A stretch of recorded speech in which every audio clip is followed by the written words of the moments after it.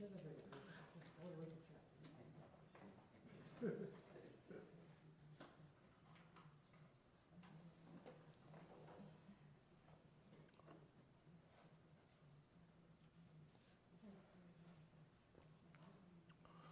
Chaber on Zoom, you hear me all right? Excellent.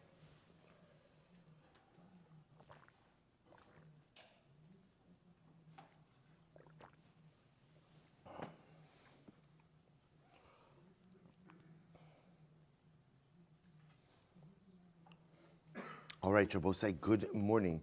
Let's begin by Good Chodesh. Let's begin by thanking our sponsors for today's share. To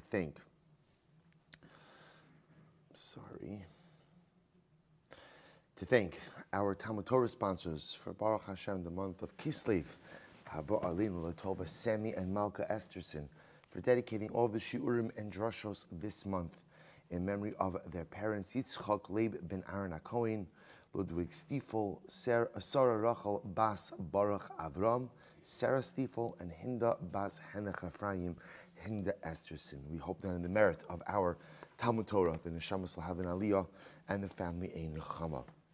We thank our Week of Learning sponsor, Jack Bennett, for dedicating all the Shiurim this week in memory of First Sergeant Rafi Zengvil, who served as an infantry soldier in the Givati Brigade and was killed by Hezbollah in southern Lebanon in January 2000. We thank our Day of Learning sponsors, Dr. Linda Weinberg, Sarah, Ricky, Julia, Rena, and Eve Gratz, to commemorate the Shloshim of beloved husband, father, and Zayda, Dr. Paul Weinberg, Peretz Moshe ben Avram David, Josh and Becca Friedman, for dedicating the Day of Learning today in memory of Josh's father, Yisrael Yehuda ben Rav Chaim Rafal, and our Daf Yomi sponsors, in the Zechus of Refuah Shalema for Dr. Aviva Weisbord, Ruchama Aviva Bas Shena Gittel, as well as for Rachel Yehudis Bas Tova Gittel. Ruchama Aviva Bas Shena Chana, and for Rachel Yehudis Bas Tova Gittel. To Daf Yomi sponsors Barry and Rena Dubin, wishing the entire Kehillah an abundance of brachas, the dew of the heavens, the fat of the earth, parnasa, health, shalom bayis, shiduchim, children, growth in Torah learning, and the zechus of seeing the coming of Mashiach speedily in our days. What a beautiful, beautiful dedication. Halavai, their bracha should be niskayim in this coming month. We thank all of our sponsors. So beautiful to have so many sponsors, so many different aspects of life. We thank all of our sponsors for supporting Torah and our Kehillah, and Emir Tzavos should just be an incredible month, filled with aliyah, filled with growth, and Emir Tzavos filled with Dveikus to HaKadosh Baruch Hu. And with that, let us begin. We actually have an incredible daf ahead of us today. Today's daf is daf kuf. A lot to do today. We'll see, Emir Tzavos, how much we get through. But we are picking up, so today's daf is 100. We are picking up on Sadik Tesamud Beis 98b at the, 99b at the Mishnah. Says the Mishnah, Ilan Shahaya Mesach al Haaretz. Well, it's an interesting case.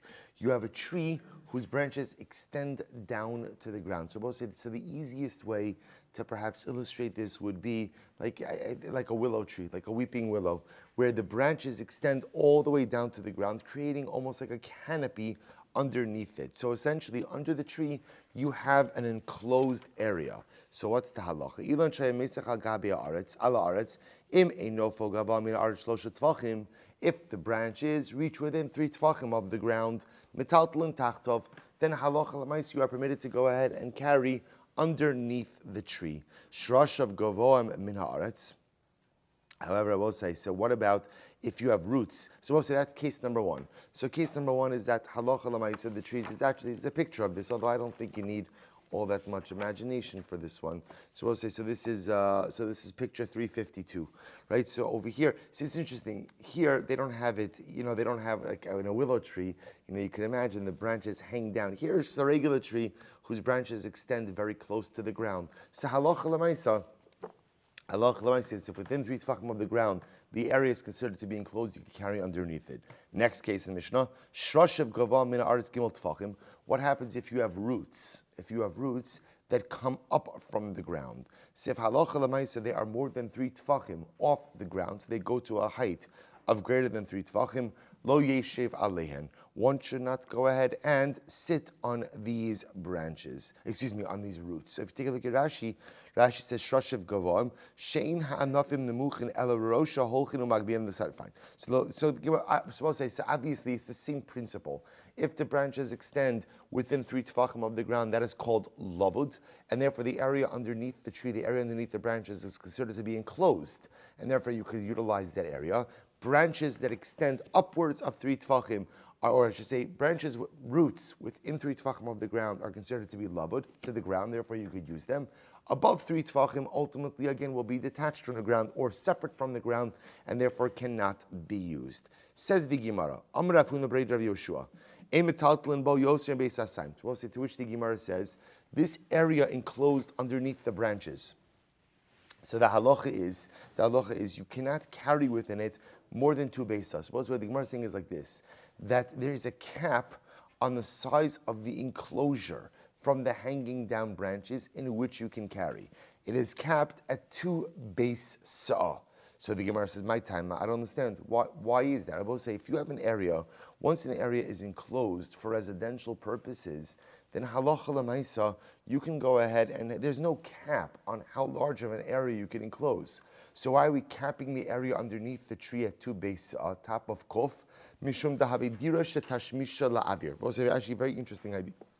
Because in this situation, we actually look at this as an enclosure or as a domicile whose primary usage is not for that which is inside of it, but for that which is outside of it. Now, what does that mean? See, Rabosai, when would this type of quote-unquote enclosure, or what we'll call domicile, when would this be used? So if you look at Rashi says, Mishum dahavi dira shetashmishu la'avir, eina ladr batamid ela lehistofef ba shomrei hasadeh. See, Rabosai, interestingly enough, this obviously was not a permanent domicile. So who would utilize this for temporary living quarters? The field watchmen. Right, so the field watchers, people who were responsible for taking care of watching over the fields. So they would go ahead and when they needed a break or they wanted to relax, they would go inside this enclosed tree area. But I will say, but the goal was that they could be inside there, but still keep an eye on what was happening outside in the field. That's called dira shetashmisha la'avir, a domicile whose primary purpose is for that which is outside of it. So in this case over here, the primary usage of this is to be able to look at the field. So anytime I will say you have a dira shetashmisha la'avir, you are capped at 2 beisas. So we'll say, which is another way essentially of saying that if you have a normative residential area or a normative domicile, there is no cap as to the size of the enclosure you can create. It is only when you are dealing with non-typical or atypical domiciles that you are limited to a maximum capacity of 2 base sa. That's a principle we've seen over and over in Eruvin. Next, sharashav gava min haaretz. Well, so remember again, then the Mishnah said, if the roots go above 3 tefachim from the ground, then you cannot use them. Itmar shar she'ilan abayim milamala mishlosha tzok shlosha. Well, so what about the following case? What about a situation of a root that extends above 3 tefachim and then dips back down into 3 tefachim? Can you use the part of the root which extends in 3 tefachim? So this is picture 353.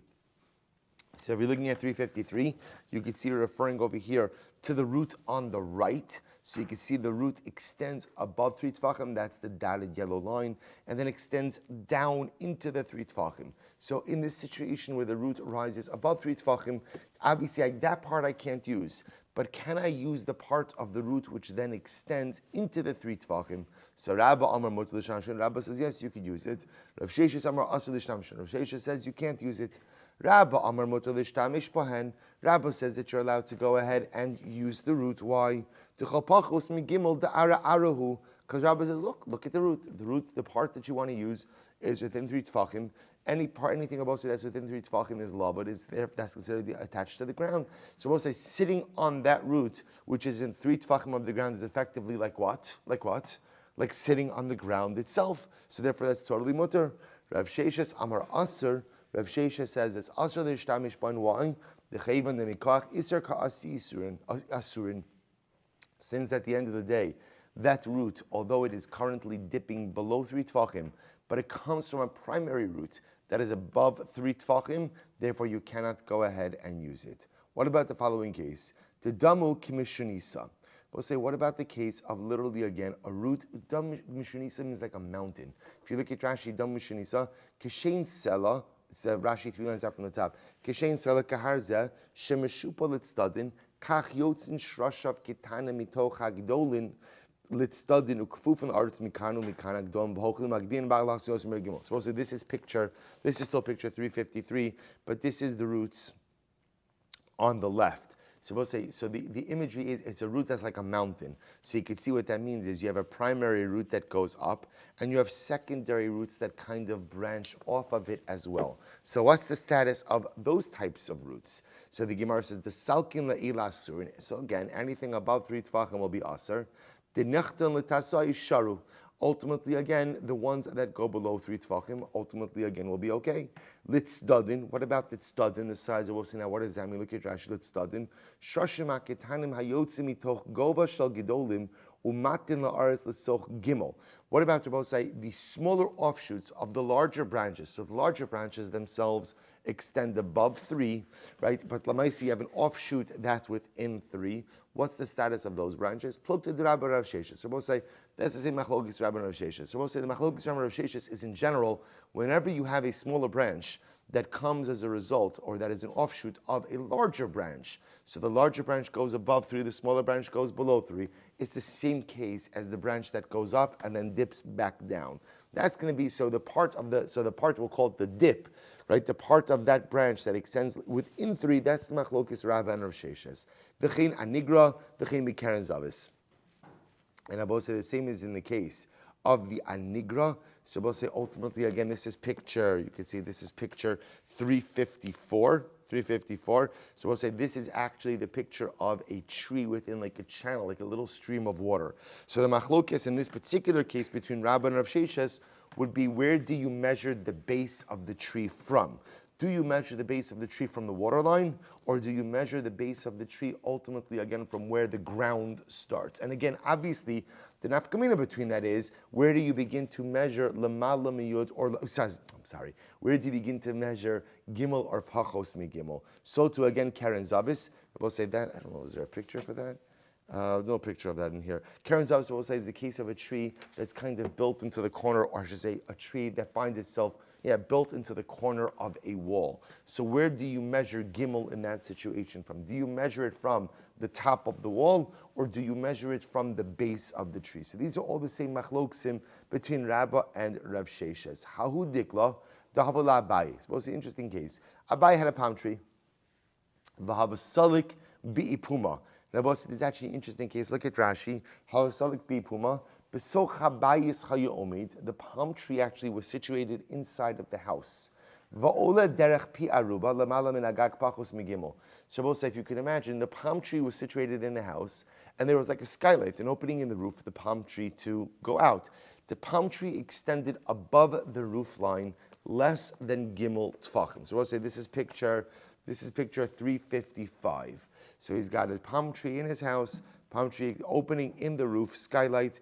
The palm tree extends over the top of the roof less than 3 tfachim. So what's the halacha? So the Gemara says, Asla came to Rav Yosef. So he came before Rav Yosef to inquire about the status of the palm tree. And Rav Yosef ultimately again permitted him to go ahead and utilize the palm tree. Now what is Look at Rashi? The Sharlei. So also apparently Rav Yosef looked at the permissibility of the use of the tree in terms of its height above the roof. That's where we begin to count. That which is in the house is in the house. And as long as the part that extended above the roof was pachos migimel, therefore the tree was usable. Amar Rav Acha bar Tachlifa, the sharlecha, kirab sharlecha. By the way, that which Rav Yosef allowed you to go ahead and use the tree is because he paskined like Rabbah. Also remember again, Rabbah was the opinion who says that if, going back to the beginning case, if you have a root that extends above 3 and dips back down, Rabbah said you could use the part that dips back down, because essentially we look at that part of the root, we don't look at the rest of the root. So too again, Rabbah really only examines the tree in terms of the part that extended above the roof line. And since it extended pachos migimel, therefore it's considered to be lavod to the roof, and therefore the tree is usable. To which we'll say, first wide line, Kof Amud Aleph. To which the Gemara says, Pshita. Okay, meaning what's the chiddush there? Of course, he's passing like Rabba. Ma'udetema, what would you have said? Afilu l'Rav Sheish beisa kiman de malidami v'lishtamish mipachos migimel samoch legag. You might have thought Rabba said that even Rav Sheshes would agree in this case, because maybe even Rav Sheshes would agree that a home is generally considered to be fully filled in, right? We look at a home as if it's mali. We've seen this concept before, so we've actually seen it legabe tuma is where this comes up. Basic that we look at home as if it's filled in, and therefore Abba say again, imagine for a moment we view this tree as being in a filled in home, and imagine you just view it as one big thick piece of earth. And therefore, really what we begin to look at with the tree is the part that extends above the roof. And as long as it extends less than Gimel Tvachim above the roof, you're good to go. Kamash Molano. Kamash Rabo said that this would still be a machlokes between Rabbah and Rav Sheshes. In other words, Rabo say Rabbah looking at the part of the tree that extends above the roof. Rav Sheshes really looking at the actual base of the tree inside of the home. Okay, so Tanan, Shrashav Gavon, Mina Aretz Gimel Tvachim. But say if you have roots that are above 3 Tvachim of the ground, Lo yeshev alehen. You should not sit upon them. Say hechidami. So we'll say, what's the case? What's the case? So the Gemara says, what's the case? Idolo hadri kipi pshita. So we'll say, if the roots don't extend back downwards, then ultimately, again, it makes sense. That's obvious. Also, you can't utilize those roots anyway. So the Gemara says, the olam. I'm sorry. Which pshita elalav afagav the hadri kipi. Even Rabbi will say, rather, what seems to be the novelty? The novelty seems to be that even if the roots extend back down, pachos migimel, you still can't use them. To which the Gemara says, the olam delo hadrikipi. We're really talking about ultimately again a case of where the roots don't extend back downwards. V'hakamash malon afagav v'tzido echad shaval aretz. And it's teaching us that even though halacha l'maisa, one side of the root is parallel or parallel or level to the ground, halacha l'maisa you still can't use it. So both say what comes out over here, halacha l'maisa says the Gemara is Mishnah teaches us a klal. The klal is if the roots go above 3 tfachim, you can't use them. Below 3 tfachim, you can use them. What happens? Again, both say it's really all the same case. What happens if the root goes above gimel and then back into gimel? That's the machlokes Rabbah and Rav Sheshes. Rabbah telling me it's mutter, because again we look at the end of the day. It goes back within Gimel. As long as it's within Gimel, you could use it. Rav Sheshes saying no. We'll say what are they really arguing about? Do you look at a sectional piece of the root and say as long as the section is within 3 tefachim you could use it? Or do we look at the root as one entity? And therefore we'll say if any part of it is lamala gimel, you can't use it. So Rabbah says, we look at the section you want to use. If the section you want to use is besoch gimel, fine. If it's lamala gimel, you can't use it. Rabbah said, Rav Sheshes says, no, we have to look at the root as a whole. Fine, Rabbanon. Shashe ilan shegval mina aretz gimel tvachim, o sheish chalal tachtein gimel tvachim. Listen to this case. I have roots of a tree that extend above the earth 3 tfachim, or for that matter, again, sheish chadal tachtein gimel tfachim, or there's an opening beneath them of 3 tfachim. Afa pi shetzido echad shaval haaretz, even though again one side of the root is equal or parallel to the ground, harizelo yeshev alehen. You should not go ahead and utilize them. Why? Lefi she'ein olin be'ilan, because we're both saying Shabbos, we do not go up in a tree. Ve'ein nitlan be'ilan, we do not go ahead and hang stuff in a tree. Ve'ein nishanin be'ilan, and we do not lean on a tree on Shabbos. Okay, so we'll say, so ultimately again, so now interestingly enough, what the Gemara is saying over here is that roots that are, what's the problem, boss, with using a root? I mean, we knew this right from Mishnah, but here the Gemara spells it out. What's the problem with using a root that is lamala migimel tfachim? What is that called? That's not called a root. Well, it's called a root, but what is it called if it's lamala migimel? It's called a tree. It's called a tree. And halacha l'maisa, you're not allowed to use a tree on Shabbos. You can't sit in a tree, you can't go up a tree, you can't lean on a tree, you can't hang something on a tree. There is no usage of a tree on Shabbos. Rashi points out over here, actually no, not yet.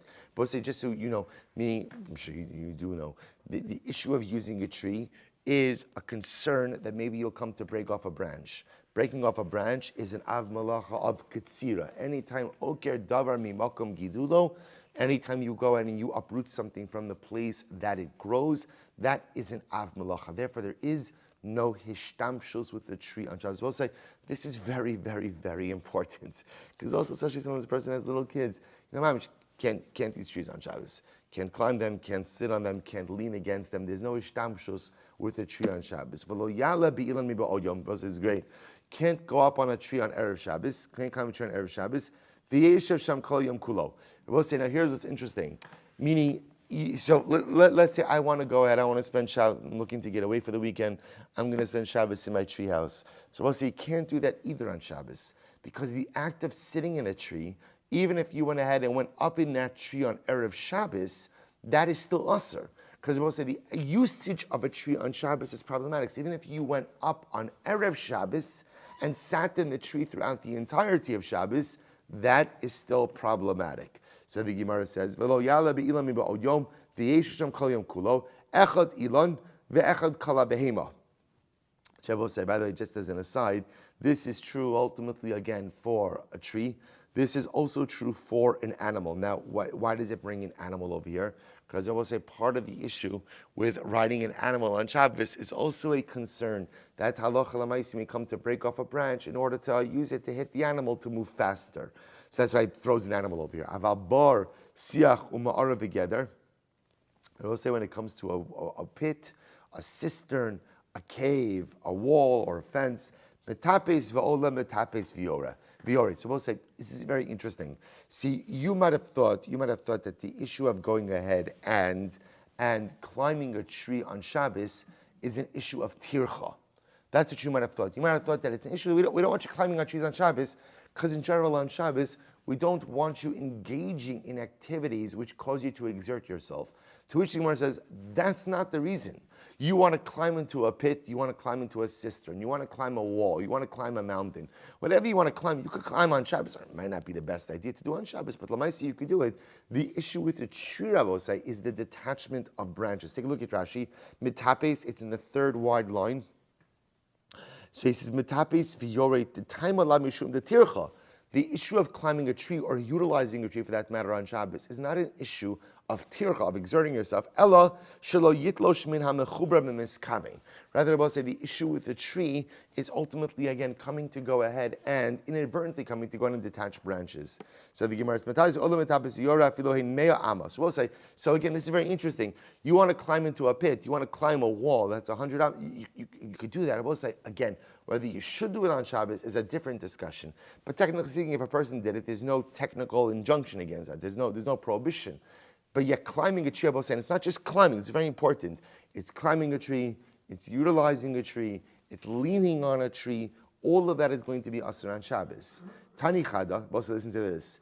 Im mutter leireit, im Allah mutter. Watch this. This is so incredible. This is really great. So we'll say, what happens if a person did climb a tree on Shabbos?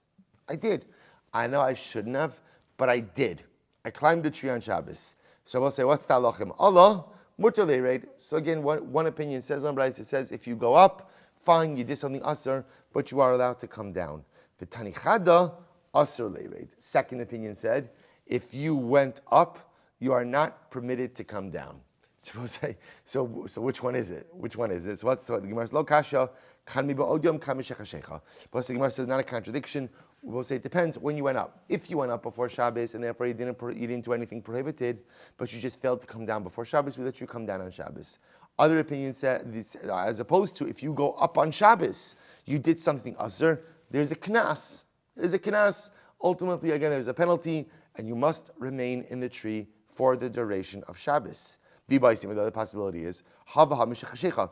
Both cases are where you went up in the tree on Shabbos itself. V'lo kashya, kam b'shogeg, kam amazed. And we'll say it's not a contradiction. If you went up b'shogeg, you could come down. If you end up amazed intentionally, you can't come down. V'baisem hava b'shogeg. What's the other possibility is they're both b'shogeg. I v'hacha b'kansu shogeg atu amazed kamiflagi. And I will say here's the machlokes. Do we penalize you in a case of shogeg lest you come to be mazed? Mar savar kansinon. One opinion says yes, even if you went up a shogeg, we treat you like amazing, you can't come down. Umar savar lo kansinon. And the other opinion ultimately again said that we don't knas you, we don't penalize you if you're a shogeg. Our Yeshua, Ketanai. So we'll say this is really fascinating. So we'll say comes along. Rav Huna Bar Yeshua says, in reality, this discussion is a machlokes and Rabbi. Say, now understand what's happening over here, right? So we'll call him Ruvain. Ruvain went up on the tree on Shabbos. Let's assume that's the case over here. Let's assume that what we're really looking at over here is that Ruvain went up on the tree on Shabbos. So the shaila is he allowed to come down? Rabbi say, understand what the shaila is, right? If you stay in the tree, are you doing something asr? Yes. If you come down from the tree, are you doing something asr? Yes. So this is very interesting. So it's not like the pshat. See, when you hear this case, sometimes you think, okay, Chazal said stay in the tree, because at least if you stay in the tree, you're not doing anything wrong, right? You're passing it. It's not true. Either way, you're violating the same rabbinic injunction about utilizing a tree on Shabbos. So it's really quite fascinating. So is it that I'm going ahead and, so again, staying in the tree is asr, coming down from the tree is asr. So watch, so Rav Huna Bar Yeshua says, this is part of a much bigger discussion. Watch this, this is a fascinating case. Well, so listen to this case. I have sacrificial blood that gets mixed up with other sacrificial blood. So literally what it means is like this. We know that different types of karbanos have different types of blood applications on the Mizbeach. So for example, so some types of blood have one blood application, some have four blood applications. So imagine the following situation. I have two karbanos that I offered, and the two bloods get mixed up. But the good news is, both type of sacrificial bloods are the type of bloods that only have one blood application. So take a look at Rashi. Well, let's say I'm offering up two Bechar animals. So they get mixed with each other. So we'll say Bechar A and Bechar B. Both the good news is both of them only have one blood application. So what's the halacha? Yidnatnu b'matana achas. No problem. You take the combined blood and you do a blood application. Matan dalid b'matan dal. Yidnatnu b'matan dal. So we'll say so too. If you go ahead and you have two karbanos that get mixed together, and each of them are the type of carbon that has four blood applications. So no problem, what do? You take the combined blood and you do four blood applications. Good. But say, what about the following case? Matan arba, matan achos. So what about the following case? What happens if halacha l'maisa, you have two carbonos that get mixed together? Carbon A is the type of carbon that has one blood application. Carbon B has what? Four blood applications. So we'll say, so now the bloods get mixed together. What do I do? So we'll say this is fascinating. Rabbi Elazar Omer, Rabbi Elazar says, do four blood applications. Rabbi Yeshua Omer, Rabbi Yeshua says you only have to do one blood application. So what's the machlokes? Well, this is incredible. Rabbi Elazar says, Rabbi Yeshua, how can you only allow one? After all, over al bal tigra. We'll say there's a prohibition not to diminish from the mitzvahs. You know that you have one of the bloods over here has an obligation of four blood applications. So Rabbi say you can't diminish, so you just have to do four. Amar Rabbi Yeshua, over Abal Tosif. Rabbi Yeshua says back to Rabbi Elazar, but 1 second. There's another biblical prohibition. Bal Tosif, you can't add on. So if you can't add on, you know that one of the bloods here only has an obligation of one blood application. How can you apply that four times? To which the Gemara says, Amar Rabbi Eliezer says, when do we say ultimately again that Bal Tosef is a problem? Elikishuhu ba'atzmo. We'll say Bal Tosef would only be a problem if you were to have, let's say, a one application blood by itself and you were to apply that four times. That's Bal Tosef. But when I know that I have these two different types of blood mixed together, the act of applying the mixture four times is not Bal Tosef. Why? Because one of the bloods in that mixture is subject to a four application. So the Gemara says, Rabbi Shua will also say, Lo ne'amar bal tigra, ela kishu ba'atzmo. Rabbi Shua will say the same thing. The only time it's prohibited, Rabbi say, to quote unquote diminish from a mitzvah is when let's say, Rabbi say, you were to have a four application blood by itself and you were only to apply it one time, that would be bal tigra. But Allah Chalamai, now that it's mixed together with another type of blood, there's no bal tigra.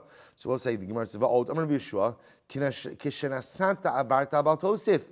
Va'asisa ma'aseh biyadcha. Furthermore, Rabbi Yeshua says like this. Rabbi Yeshua, I'm going to tell you why I hold that in this case, you only apply the blood once. Because ultimately, again, here's why. If you were to apply the blood four times, you are actively adding on to something, right? They both say, here's what I know. I know that halacha l'maisa, one of the bloods in this mixture should only be applied once. When you actively apply it 4 times, what are you doing? You're actively adding on to the mitzvah. Va'asisa maisa, active. Kishalona asata, however, when you only apply the collective mixture once, avarta bal tigra, v'lo asa maisa, although maybe you are diminishing from the mitzvah, you're diminishing from the mitzvah, how abosai? In a passive fashion. In a passive fashion.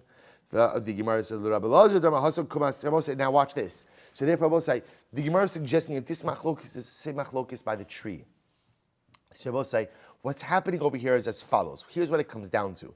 You have these 2 different types of sacrificial blood mixed together. One requires 1 application, one requires 4. What should I do? So Rabosai, now watch what's happening over here. Rabbi Elazar says, apply it 4 times. Apply it 4 times, go to the highest common denominator. It's not called Baal Tosif. It's not called Baal Tosif because at the end of the day, Baal Tosif is only if you were to have the 1 application blood by itself, to apply that 4 times. It doesn't apply to this mixture. Rabbi Elazar's sheet is something different. That's Rabbi Elazar.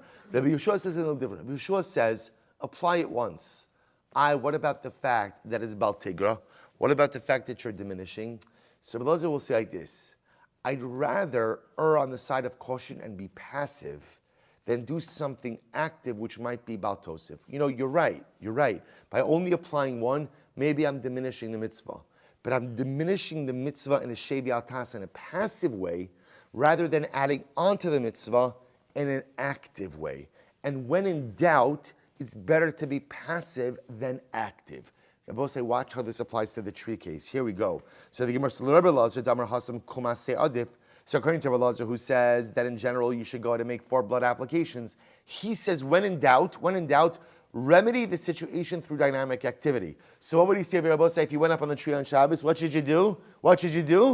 Come down. Get off the tree. Rabbi say, and by the way, there's a logic to it also. Why does it say get off the tree? Well, see, here's the difference also. If you get off the tree, you've violated the rabbinic prohibition by getting down from the tree, but at least you're off. Masha'in kain, if you sit on that tree for the rest of Shabbos or Bosai, you're chayi. In other words, you're in violation every moment you're sitting on the tree. So Elazar would say, remedy the doubtful situation with positive dynamic activity. The Rabbi Yoshua, Damar Hasim, Shevya Tasa Adif, according to Rabbi Yoshua, ultimately, again, about in the case of the mixed sacrificial bloods, who says passivity is the best way to remedy a situation, he will say, what? Hachanami lo yereit, stay where you are, stay in the tree. So we'll say, it's really quite fascinating. And it turns out whether or not you should come down from the tree on Shabbos is the same machlokes about mixed sacrificial blood. So Rabbi Elazar, who tells me, again, remedy the situation through active dynamic resolution, will say, get down from the tree. Rabbi Yoshua will say that better to go ahead and just kind of keep things status quo, remain as is, passivity is the best. Ultimately, again, stay in the chair. We'll say, by the way, it's a fundamental life machlokes as well. That when you are in a difficult situation or a situation of doubt, so what is the best way to remedy doubtful life situations? Is it to go ahead and kind of keep things status quo until you have clarity? In this case, clarity would be Matzah Shabbos, you get down from the tree. Or ultimately, again, no, is it the best thing in life to take decisive, dynamic activity and remedy the doubtful situation now, even though, again, the dynamic activity may not be 100% correct. I will say it's a fundamental life machlokes. It's by Shabbos, it's by sacrificial blood, and it's by life. The Gemara goes weiter. The Gemara says, Dumalohi. Maybe not. Maybe not. In other words, maybe the way that you are going ahead and actually looking at this situation is incorrect. Ad kalo kam Rabbi Elazar hasam kumasei adif el dekavid mitzvah. So I will say it's different. In the case of the sprinkling of the blood, maybe Rabbi Elazar says that you should go ahead and sprinkle 4 times because Rabbi say that's a mitzvah, meaning the active resolution over here is in the performance of a mitzvah. However, aval hacha delo avid mitzvah hachanami lo yir. Rabbi say over here by the tree, maybe Rabbi Elazar would say no, stay on the tree. Why? We don't want you coming down from the tree. Rabbi say again, remember the act of sprinkling the blood 4 times is a ma'aseh mitzvah. Maybe that's Rabbi Elazar says do something dynamic to remedy the situation. But in the case of the tree, Rabbi say just stay in the tree. Furthermore, again, v'inami ad kol kam Rabbi Yeshua hasam sheviat tasa adif. Further, again, about saying that case, Rabbi Yeshua said, in the case of sacrificial blood, that Shevi Altan said passivity is better, and therefore only sprinkle once. Elo delo amud beis. Elo delo ka'avid isura. Because Rabbi say there's no isser involved there. And as Rabbi say, the good part about sprinkling once is what Rabbi say is everyone agrees you need at least what? You need at least what? One sprinkling of blood. So for sure what you're doing is correct. Aval hacha de ka'avid isura. Rabbi say maybe over here by remaining in the tree you're committing an isser. Hachanami diere. Therefore again you really should come down from the tree. So therefore Rabbi say the Gemara just suggests that the resolution of this might not be as simple as we thought. So the Gemara says Tani chada echad ilan lach ve'ech. So Rabbi say so therefore again that remains machlokes. We're going to see the Shulchan Aruch Paskins in this case. We're going to see it. It's actually quite amazing. But halacha l'maisa, the Gemara doesn't bring halacha l'maisa. The Gemara just brings down its machlokes. You went up on the tree. Whatever the mitzias is, right? Whatever the mitzias is, you went up on the tree. It's shogeg, b'mezid, erev Shabbos, not erev Shabbos. We'll see these distinctions. The point is, you're in the tree on Shabbos. Should you come down or not? That's the machlokes. Rabbi Eliezer, Rabbi Yishua says. Well, I shouldn't say that. Not possibly Yeshua. One opinion says, come down, get off the tree. Other opinion says, no, stay up. We'll see what to do with it. Tani chado. Echad ilan lach ve'echad ilan yavesh. So we'll say one brisa says that what? The prohibition to utilize a tree on Shabbos applies to both a moist tree and to a dried up tree. V'tanya idech medar murim. Other brisa says, when is there a prohibition of ishtamshus using a tree? Balach. Only a tree that's alive, that's moist. Ava biyavesh mutter. But if the tree is dried out, then ultimately again it's mutter to use it. Amar Yehuda lo kashya kan b'shegizal machliv kan b'shegizal. We'll say it depends. Does the trunk regenerate or not? If the trunk regenerates, then that's a living tree and you can't use it on Shabbos. If the trunk doesn't regenerate, then halacha l'maisa that is a dead tree and using it on Shabbos is not a problem. Gizal machliv yavish karis. I don't understand. You're going to tell me that if the trunk is regenerates, that's called yavish. Elalo kasha kambi mosachama kambi mosagishamim. Ultimately, one is referring to the winter, one is referring to the summer. Look at Rashi. B'mosachama yavish muter deleka afilu mishum maras ayin shari nikar lachol shu yavish enamotzi alin. So we'll say during the summertime, apparently again when the tree is dried out, there's no concern about ultimately using it. But Allah Chalamaysa during the winter when the tree is a bit more vital and there's a concern about breaking off branches, well, that's when there's a bigger problem.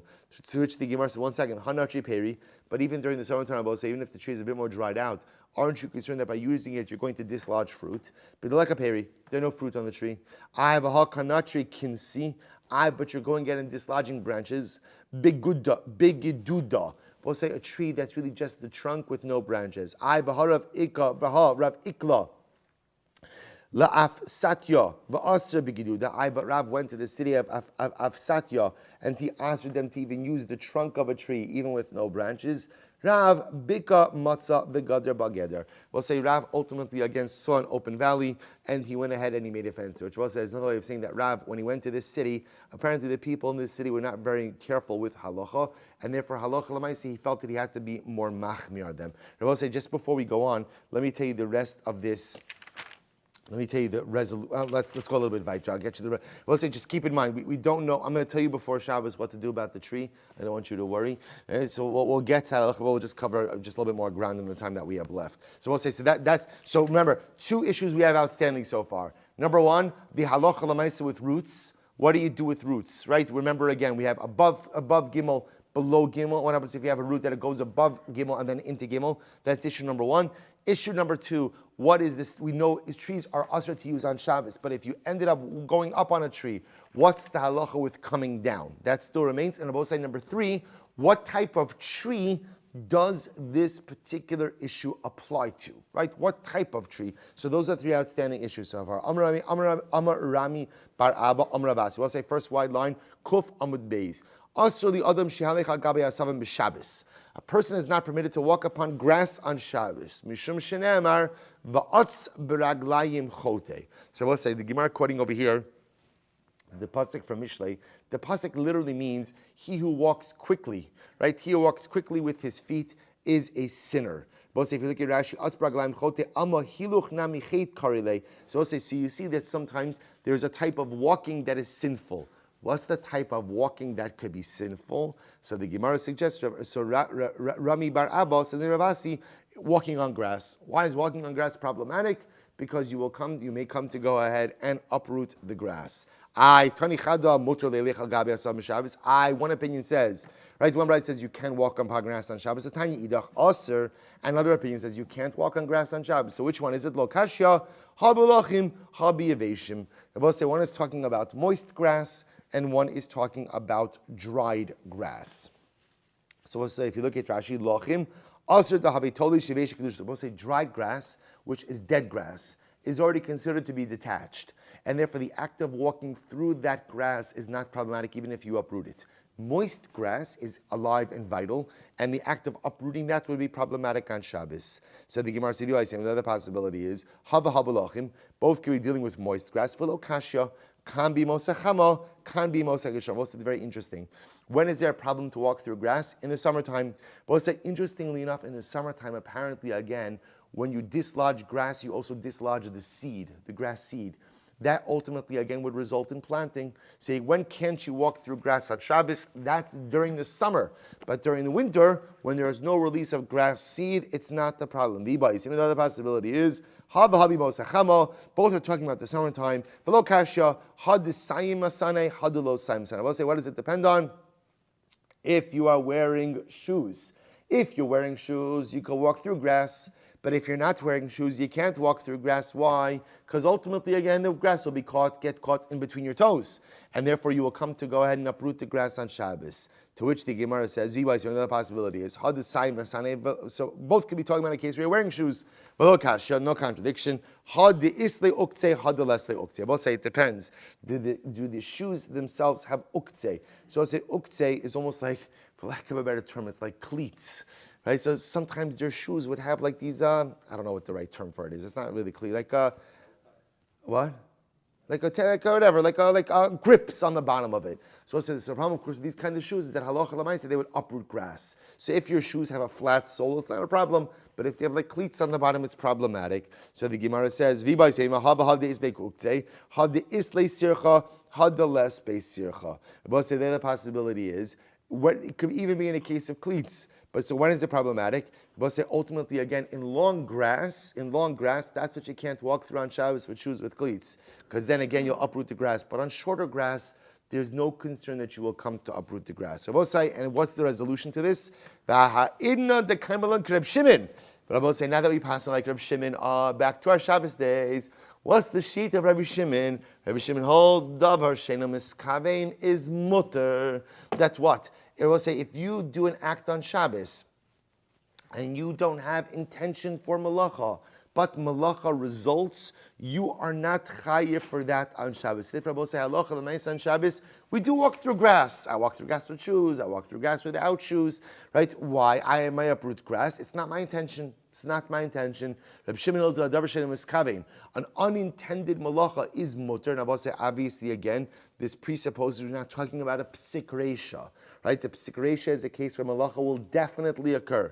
Any situation where malacha will definitely occur, even Reb Shimon holds, is asr. But at least in the case of a psik reisha, halacha l'maaseh, Reb Shimon will say that it's mutter. Therefore, I will say ultimately again, in these circumstances, so halacha l'maaseh, we paskin that Reb Shimon will hold, or Reb Shimon will hold that halacha l'maaseh, it is mutter. Therefore, again, no problem with walking through grass. We'll say we'll stop over here for today. We have a lot to do tomorrow. The good news is the last daf of Eruvin is only in Amud Aleph, but I'll use just the remaining minute I have to talk to you just to close up the sugya regarding going up the tree on Shabbos. So I will say, here the Shulchan Aruch paskins. This is in Shin Lamed Vav Aleph. So in Shin Lamed Vav Aleph, Shulchan Aruch says as follows: Ein olin. Here both say now you'll get at least the tree halacha. Ein olin be'ilan bein lach bein yavesh. Both say you can't go up a tree on Shabbos whether it's literally moist or dry. So whether the tree is alive or dead, you can't go up on Shabbos. Vein nitlin bo. You can't hang anything on it. Imshtamshin b'mechubar lekarka. You can't use anything attached to the ground. So the Gemara says, Gzeira Shem Yala B'yitlosh. Again, I have a concern that you may come and detach branches. Allah B'ilan B'Shabbos. So we'll say, here's the case. What happens if you did go up on the tree on Shabbos? You went up on Shabbos. You weren't allowed to, but you did.